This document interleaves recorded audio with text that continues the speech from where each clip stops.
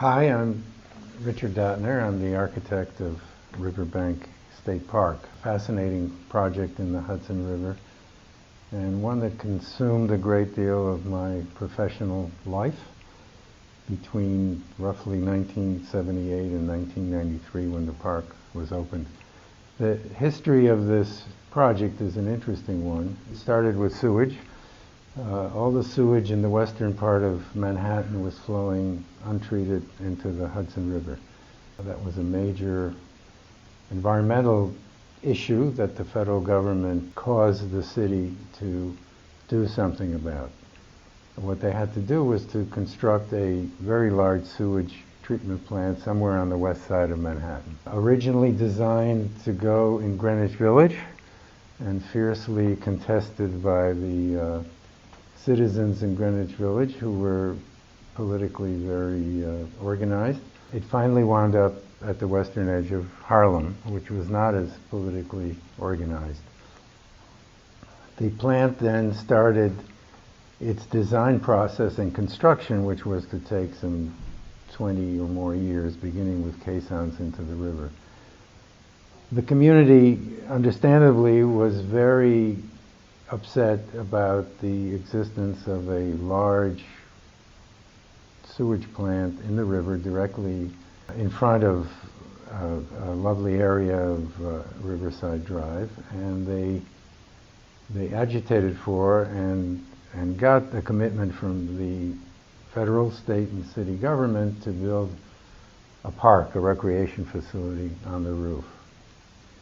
The first design of 4 was by Philip Johnson, and he proposed to flood the roof of this 27-acre structure and have fountains and no public access. The community felt that the fountains would actually be fountains of effluent, and they protested again. Philip Johnson was fired from the project. 2 other firms were hired, and they produced plans that were very exciting but somewhat unaffordable, and in 1978 our firm was selected for what became the final design, the design that was implemented over the next 15 years. The essence of our design was to have the widest variety of public recreation functions, to build what is still, I believe, one of the largest green roofs in the country. I don't know of any other larger than 27 acres. And to create a group of lightweight structures on the roof, because everything in the park is supported by a sewage plant below. So in a sense, we had to weigh every building. The unique programmatic beginnings and function of the park are the fact that this is a state park, not a city park. It's a state park within the city limits, a very unique and forward-looking idea at the time. And the reason was that the planners at the state realized that many people who live within the 5 boroughs do not have access to state parks. They can't get to Bear Mountain because there is no more boat service. They don't have cars. Jones Beach is far from Harlem, and so the state Office of Parks, Recreation, and Historic Preservation, who was the sponsor in the building of this park, began a program of state parks within the city, which is, again, a unique and has become a very successful idea.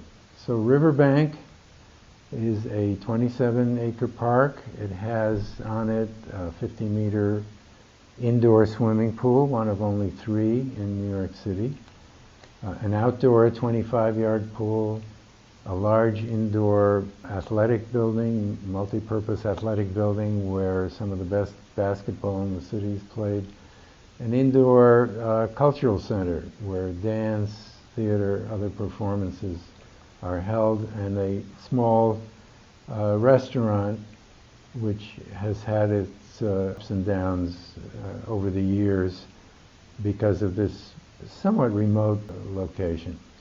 The buildings are designed as passive solar buildings to maximize natural light. But the heart of this park is the outdoor playing fields. There is also a covered ice skating rink, ice skating for 6 months in the year, and roller skating for the warm 6 months. There is access to the water. There is a promenade around this entire park. There are 2 access bridges where the 145th Street Crosstown bus brings the public here. People walk and bike across the bridge. And just to sum up, this has become one of the busiest state parks in the system. Close to 3 million people a year use and enjoy Riverbank State Park.